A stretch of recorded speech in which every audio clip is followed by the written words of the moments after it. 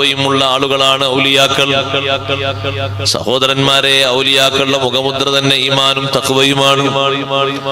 തഖ്വയുടെ വിഷയത്തിൽ ഔലിയാക്കൾ വളരെ മുൻപന്തിയിലാണ്, സൂക്ഷ്മത പാലിക്കുന്നതിൽ.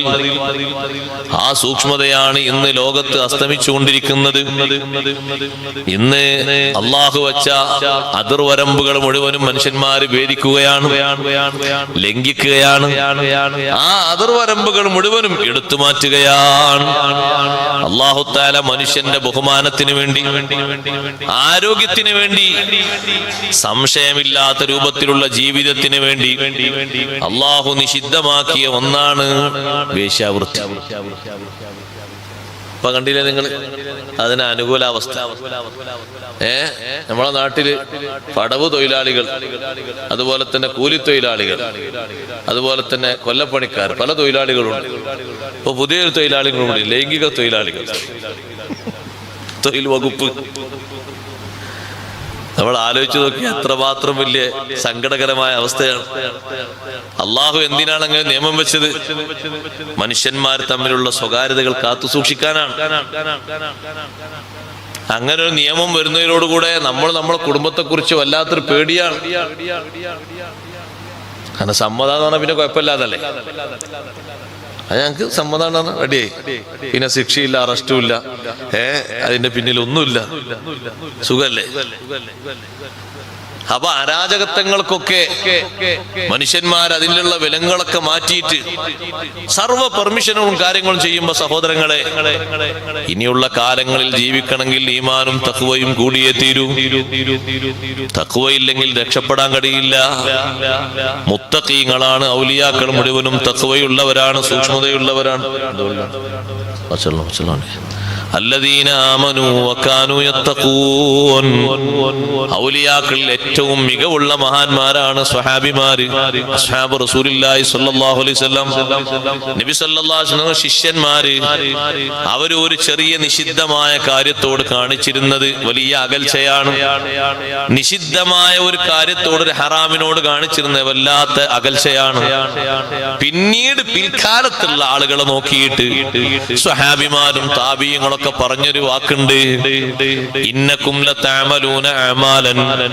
സ്വഹാബിമാർ അവരെ ശേഷമുള്ളവരിലേക്ക് നോക്കിയിട്ട് നമ്മളെ നോക്കിയാൽ അവർ അതിലപ്പുറം പറയും, നിങ്ങൾ ചില കർമ്മങ്ങളൊക്കെ ചെയ്യുന്നുണ്ട്.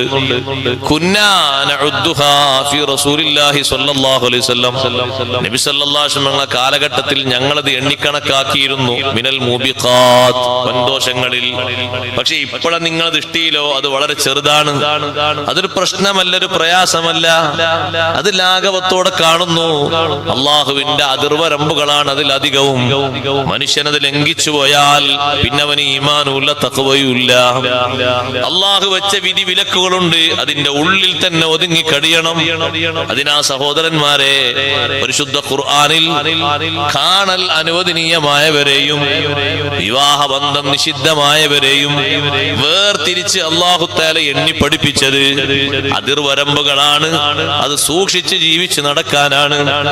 ആർക്കൊക്കെ ഒരു സഹോദരിയെ കാണാൻ പറ്റും, ഒരു കുടുംബത്തിൽ ആർക്കൊക്കെ കാണാൻ പറ്റും, ആ സഹോദരിയുടെ ശരീരത്തിൽ നിന്ന് സാധാരണ വീട്ടിൽ താമസിക്കുമ്പോ വെളിവാകുന്ന ഭാഗങ്ങളുണ്ട്, മുഖവും കൈയും കാലുമൊക്കെ.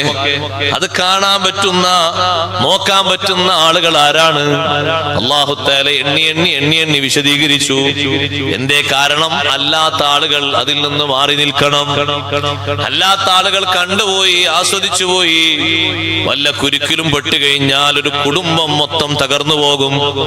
ഒരു ചെറിയ സംശയത്തിന്റെ പേരിൽ ഒരു കുടുംബത്തിന്റെ വിശുദ്ധി മൊത്തം തകർന്നു പോകും. അപ്പൊ പിന്നെ ഈ ജീവിതത്തിൽ കാണിക്കേണ്ട സൂക്ഷ്മത, തഖ്വ, അത് മുഴുവനും മാറ്റപ്പെട്ടു പോകും. അത് പുരുഷന്മാർക്കും സ്ത്രീകൾക്കും രണ്ടു കൂട്ടർക്കും ബാധകമാണ്.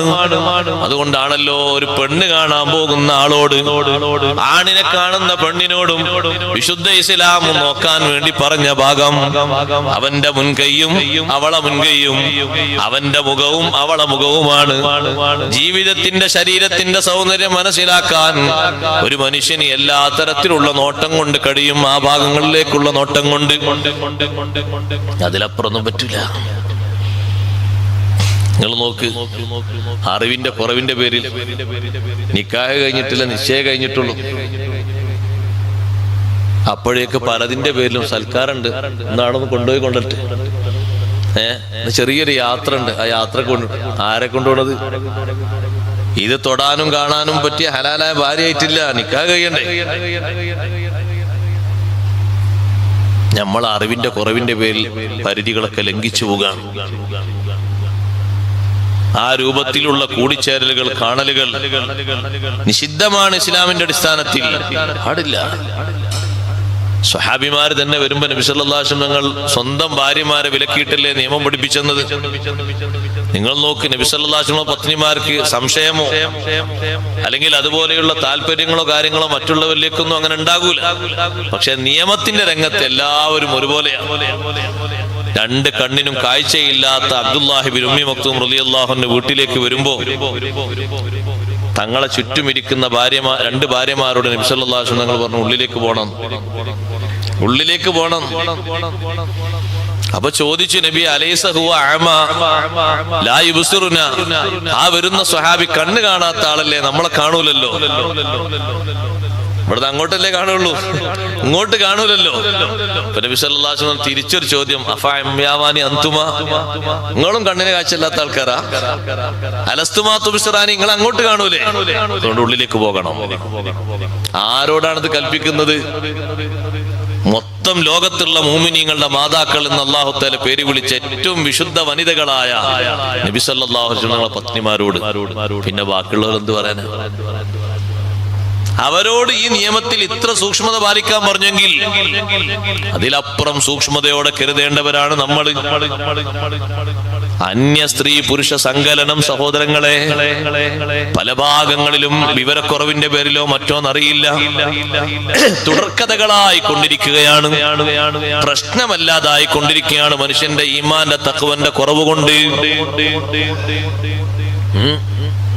ഒരു സുന്നത്താണല്ലോ കല്യാണം എന്ന് പറയുന്നത്, ജീവിതത്തിൽ പ്രധാനപ്പെട്ട സുന്നത്തല്ലേ. ആ സുന്നത്ത് നിർവഹിക്കുമ്പോ ഒരു സന്തോഷത്തിന്റെ പേരിൽ കൊടുക്കുന്നതാണ് വലീമത്ത്, വിവാഹ സദ്യ. പക്ഷെ ഒരിക്കലും അല്ലാഹ് പൊരുത്തപ്പെടാത്ത രീതിയിലാകരുത്. നിങ്ങളെ വീട്ടിലോ എന്റെ വീട്ടിലോ ഒരു പെൺകുട്ടിയെ കല്യാണം കഴിച്ച് വിടുകയാണെങ്കിൽ ആ പെൺകുട്ടിയുടെ കൂടെ പലരും പഠിച്ചിട്ടുണ്ടാകും. 10ാം ക്ലാസ്സിലും 11ാം ക്ലാസ്സിലും 12ാം ക്ലാസ്സിലും ഒക്കെ പഠന രംഗത്താണ്. പക്ഷെ എല്ലാവരും ഇപ്പൊ വന്നിട്ട് നമ്മൾ ഒരുമിച്ച് പഠിച്ചാണ്, കൈ കൊടുത്ത് അങ്ങനെ ഉണ്ടാവും. ഒരേ കയറി വന്നിട്ട് കൈ കൊടുക്കാണ്, ബാക്കിയുള്ളവരൊക്കെ നോക്കി ഇങ്ങനെ നിൽക്കാണ്, ഒരു മന്ദപ്പോളായിട്ട് നോക്കി നിൽക്കാണ്. അതിപ്പോ കല്യാണ ദിവസം തടഞ്ഞാൽ എങ്ങനെ? അപ്പൊ ഓൾ പെർമിറ്റ് ആണോ കല്യാണത്തിന്റെ അന്ന്? അങ്ങനെ നിയമമുണ്ട് ഇസ്ലാമിൽ. അന്ന് ഏറെക്കുറെ ഹലാലാണ്, 1 മണിക്കൂർ 2 മണിക്കൂർ. പിന്നെയാണ് പ്രശ്നമാക്കേണ്ടത്, പിന്നെ നിയമം പാലിച്ചാൽ മതി. തഖ്വന്റെ കുറവിന്റെ പേരിലാണ്, ഈമാനിന്റെ കുറവിന്റെ പേരിൽ സംഭവിക്കുന്ന ഏറ്റവും വലിയ വൃത്തികേടുകളാണിത്. ഒരിക്കലും വിശുദ്ധ ഇസ്ലാം നമ്മെ അനുവദിക്കാത്ത വിഷയങ്ങളാണ്. നല്ലോണം സൂക്ഷ്മത പാലിച്ച് ജീവിക്കേണ്ടവരാണ് ആ ഘട്ടത്തിൽ. നിയമത്തിന്റെ ഉള്ളിൽ നിന്നുകൊണ്ട് തന്നെ സഹോദരങ്ങളെ ജീവിക്കേണ്ടവരാണ്. ഒരിക്കലും ഒരന്യ പുരുഷനും ദർശനത്തിനോ കൂടിച്ചേരലിനോ ഫോട്ടോ എടുക്കാനോ കൈ കൊടുക്കാനോ പെർമിറ്റ് നൽകപ്പെട്ടിട്ടില്ല. നിങ്ങൾ കണ്ടോ, ലോകത്തെ ഏറ്റവും വലിയ സൂക്ഷ്മതയുള്ള മഹാനാര? അഷ്റഫുൽ ഖൽഖ് മുഹമ്മദുർ റസൂലുള്ളാഹി സ്വല്ലല്ലാഹു അലൈഹി വസല്ലം. തങ്ങളെക്കാൾ സൂക്ഷ്മത ഉള്ള ഒരു മഹാൻ ലോകത്ത് വേറെ ആരുമില്ല. പുരുഷന്മാരോട് തങ്ങൾ ബയ്യത്ത് സ്വീകരിക്കുമ്പോ കൈ ഇങ്ങനെ നീട്ടിക്കൊടുക്കും, ആ കയ്യിൽ ഇങ്ങനെ കൈ പിടിക്കും, എന്നിട്ടാണ് ബയ്യത്ത് ചെയ്യുക. കുറ്റകൃത്യങ്ങളൊന്നും ചെയ്യരുത്, മോഷണം നടത്തരുത്, വ്യഭിചാരം ചെയ്യരുത്, ആക്രമിക്കരുത്, ഒരാളെയും ചീത്ത പറയരുത്, ഇങ്ങനെ തുടങ്ങി ഒരുപാട് ബയ്യത്തുകൾ സ്വീകരിക്കും. അതേ രൂപത്തിൽ മുഅ്മിനത്തുകളായ വിശ്വാസിനികളായ സ്ത്രീകൾ ബയ്യത്തിന് വന്നാൽ കൈ കൊടുത്ത് ബയ്യത്ത് ചെയ്യുന്ന പരിപാടിയില്ല. പിന്നെയോ നബി സല്ലല്ലാഹു അലൈഹി വസല്ലം തങ്ങൾ ബയ്യത്തിന്റെ വചനങ്ങൾ ചൊല്ലിക്കൊടുക്കും. മറയിലായിരിക്കുന്ന സഹോദരിമാര് ആ ബയ്യത്തിന്റെ വചനങ്ങൾ സമ്മതിക്കും. അതേപോലെ ചിലപ്പോഴൊക്കെ നബി സല്ലല്ലാഹു അലൈഹി വസല്ലം തങ്ങൾ ഒരു ഷാളിങ്ങനെ ഇട്ടുകൊടുക്കും. ആ ഷാളിന്റെ ഒരു ഭാഗം സഹോദരി പിടിക്കും. എന്നിട്ട് അവിടെ നിന്ന് പിടിച്ചുകൊണ്ട് നബി തങ്ങൾ ഇപ്പുറത്തുനിന്ന് ബയ്യത്തിന്റെ വചനങ്ങൾ പറഞ്ഞു കൊടുക്കും, അത് അംഗീകരിക്കും. ഇവിടെ സംശയങ്ങളും മറ്റും കടന്നുകൂടാത്ത രീതിയിൽ അത്രയും തഖ്വയും ഈമാനോടെയും ജീവിക്കുന്ന നബി സല്ലല്ലാഹു അലൈഹി വസല്ലം നമുക്ക് കാണിക്കുന്ന ഏറ്റവും വലിയ മാതൃകയാണിത്. നമ്മൾ ചിന്തിക്കണം, നമ്മൾ ആലോചിക്കണം. ചിലരെന്താ ചിന്തിക്കാറ്, കല്യാണത്തിന്റെ അന്നൊക്കെ ഇപ്പൊ കുറച്ച് കുട്ടികൾ, പ്ലസ് ടു കുട്ടികളോ മറ്റേ കുട്ടികളോ ഡിഗ്രി കുട്ടികളൊക്കെ ഒന്ന് കൈ കൊടുത്തെഴുതിയിട്ട് എന്ത് വരാനാ അങ്ങനെ ആലോചിക്കുക. നിയമം പറയുന്നിടത്ത് അങ്ങനെയല്ല ആൾക്കാർ കൊഞ്ഞനം കുത്താണ്. അങ്ങനെ ഇൽമിന്റെ കുറവിന്റെ പേരിൽ വിശുദ്ധ ഇസ്ലാമിന്റെ നിയമങ്ങൾ കൊഞ്ഞനം കുത്തപ്പെടാണ്. നമ്മളെ സമൂഹത്തിൽ തന്നെ അജ്ഞരായ ആളുകൾ, ഇൽമില്ല, പിന്നെ ഒന്നേ ഉള്ളൂ, എന്താ ഉള്ളത്, ഈ എന്താ പറയാ, ഈ ഫേസ്ബുക്ക്, ഈ വാട്സാപ്പ്, അതിലൂടെ സംസാരിക്കാനുള്ള ഒരു അന്തവും കുന്തവും ഉണ്ട്. അതങ്ങനെ പറഞ്ഞോളൂ കൂടാന്നാണ്. ഏതെങ്കിലും ഒരു ആലിം ഒരു മസല പറയുമ്പോ അതിനെ എതിർത്തിട്ട്, ഒരു ചരിത്രം പറയുമ്പോ അതിനെതിർത്തിട്ട്, ഒരായത്തിന്റെ തഫ്സീർ പറയുമ്പോ അതിനെതിർത്തിട്ട്. എന്താ അങ്ങനെ എതിർക്കാൻ കാരണം? അവർക്ക് എതിർക്കാനുള്ള ഒരു ആയുധമില്ല. അവർക്ക് എതിർക്കാൻ ആകെ ഒരു ആയുധം ജഹ്ലാണ്, അജ്ഞത, അറിവില്ല. അതുകൊണ്ട് എതിർക്കാണ്. ഒരു ആലിം അള്ളാഹുവിന്റെ ദീന്റെ നിയമം പറയുമ്പോ കൊഞ്ഞനം കുത്താൻ എത്ര ആൾക്കാരാണ്? ഒന്നോ രണ്ടോ ആൾക്കാരാ. നമ്മളെ സമൂഹത്തിൽപ്പെട്ടവർ, പുറത്തുള്ള ആൾക്കാർ വിട്ടേക്ക് സഹോദരങ്ങളെ. മുസ്ലിം സമൂഹത്തിൽ നാമധാരികളായിരിക്കും എന്ന് കരുതാ പെട്ട ആൾക്കാർ എത്ര മണിക്കൂറുകളാണ് ചിലർ അതിനുവേണ്ടി ചെലവഴിക്കുന്നത്. അള്ളാഹുവിന്റെ ദീനിന്റെ നിയമം അത് മാറ്റിമറിക്കാൻ പറ്റൂല. നമ്മളൊക്കെ ചിന്തിക്കണം. ഞാൻ എപ്പോഴും പറയലുണ്ട്, ഒരു സുന്നത്തിന് വേണ്ടി 10-20 ഹറാമ് ചെയ്യുന്ന കേന്ദ്രമാകരുത് കല്യാണ സദസ്. അവിടെ നമ്മൾ ഉണരണ ഇൽമു വേണം നമുക്ക്. തഖ്വയുള്ള മുത്തഖിയായ ഒരു മനുഷ്യൻ കുടുംബത്തിലുണ്ടെങ്കിൽ നടക്കൂല. അവിടെ നമ്മളൊന്ന് ആലോചിച്ച് നോക്കി, വാപ്പാരുടെ സമയത്ത് നടക്കുവോ? വല്യാപ്പുള്ള സമയത്ത് നടക്കുവോ? എന്താ നമ്മളുള്ള സമയത്ത് നടക്കാൻ കാരണം? നമ്മൾ മണ്ടനായി മാറി, മഠയനായി മാറി, ഇൽമില്ലാത്തവരായി മാറി. ഒക്കെ എന്തും പറ്റുമല്ലോ. എന്താ പറ്റാത്ത? എവിടേക്കും നോക്കാലോ, ആരത്തേക്കും നോക്കാലോ, എങ്ങനെ ചിരിക്കാലോ, എങ്ങനെ വർത്താനം പറയാലോ. പാടില്ല. അതിനൊക്കെ പരിധിയുണ്ട്, പരിമിതിയുണ്ട്. അവിടെയാണ് തഖ്വ. അതാണ് ഏറ്റവും വലിയ തഖ്വ. നിയമങ്ങൾക്കനുസൃതമായ ജീവിതം. അല്ലദീന ആമനൂ വകാനൂ യത്തഖൂൻ. അതിന് മാറ്റം വരുത്താൻ പാടില്ല. അത് മാറ്റം വരുത്തിയതാണ് നമ്മളെ ഈ ഉമ്മത്തിന് ഏറ്റവും പറ്റിയ ഫിത്ന. നിയമങ്ങൾ മാറ്റം വരുത്തി.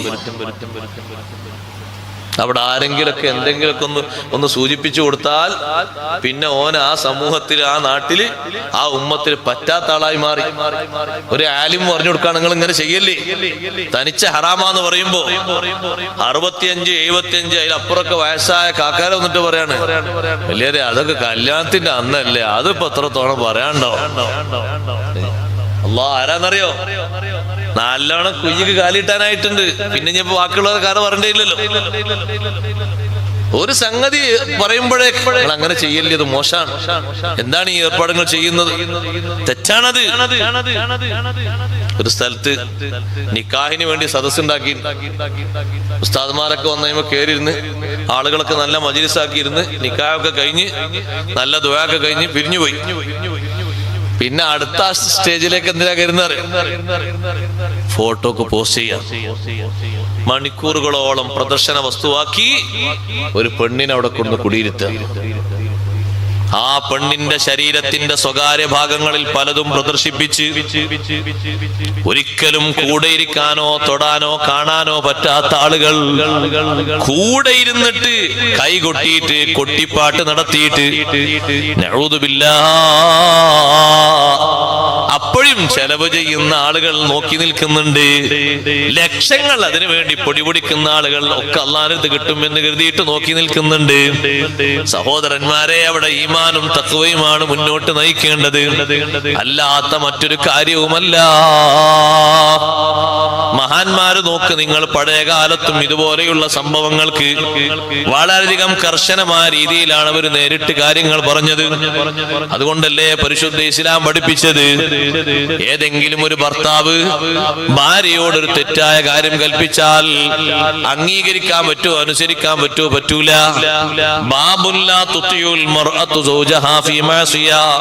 സഹീഹുൽ ബുഖാരിയിൽ കാണാം ഒരു അധ്യായം. ഒരൊറ്റ പെണ്ണും തന്റെ ഭർത്താവ് പറയുന്ന ദോഷകരമായ കാര്യത്തിന് വഴിപ്പെട്ടു കൊടുക്കാൻ പാടില്ല, അനുസരിച്ചു കൊടുക്കാൻ പാടില്ല, അംഗീകരിച്ചു കൊടുക്കാൻ പാടില്ല. ഭർത്താവ് പറയുന്ന പെണ്ണിനോട് നല്ല നിലക്ക് തഖ്വയോടെ ജീവിച്ച പെണ്ണിനോട് നീ നിന്റെ തട്ടം അഴിച്ചു മാറ്റിയിട്ട് ഒരു ഷാളിടണം, ആ ഭർത്താവിനെ അനുസരിക്കേണ്ടതില്ല. അവൻ ഒഴിവാക്കിയാലും ശരി, അതൊരു പരാതിയല്ല. ഭർത്താവിന് എന്ത് റോളായുള്ളത്? മാറ് മറക്കുന്ന പെണ്ണിന്റെ മാറയിക്കാൻ, കഴുത്ത് പ്രദർശിപ്പിക്കാൻ, കാത് പ്രദർശിപ്പിക്കാൻ, തല പ്രദർശിപ്പിക്കാൻ ഭർത്താവിന് എന്താ ആരുള്ളത്? അനുസരിക്കാൻ പാടില്ല. നീ അതൊക്കെ ഇട്ടിരുന്ന് നേരത്തെ അല്ലേ പോകുമ്പോൾ സ്കൂൾ മറ്റൊക്കെ പോകുമ്പോഴല്ലേ. ഇപ്പൊ അതൊന്നും പറ്റൂല. നമ്മളൊക്കെ മോഡിഫിക്കേഷൻ. നമ്മൾ ചെറുപ്പക്കാരികൾ തമ്മിൽ കല്യാണം കഴിച്ചാലേ ഒരു യൗവനത്തിന്റെ തുടിപ്പൊക്കെ വേണ്ടേ. അതുകൊണ്ട് കുറച്ചൊക്കെ അതൊക്കെ ഒന്ന് മാറ്റിയിട്ട് ഒരു ഫാഷൻ വസ്ത്രധാരണം സ്വീകരിക്കണം. ഏതാ ഈ ഫാഷൻ വസ്ത്രധാരണം? പരിശുദ്ധ ഇസ്ലാം വിലക്കിയ വസ്ത്രങ്ങൾ അംഗീകരിച്ചു കൊടുക്കാൻ വളരെ കുരുത്തക്കേടൊന്നും കിട്ടൂല. ഒരൊറ്റ പെണ്ണിനും കുരുത്തക്കേട് കിട്ടൂല. ലാ തുതിഉൽ മർഅതു സൗജഹാ ഫീ മഅസിയ. ഒരൊറ്റ പെണ്ണും ഭർത്താവ് പറയുന്ന തെറ്റിൽ ഭർത്താവിനെ അനുസരിക്കാൻ പാടില്ല, തിരിച്ചും പാടില്ല.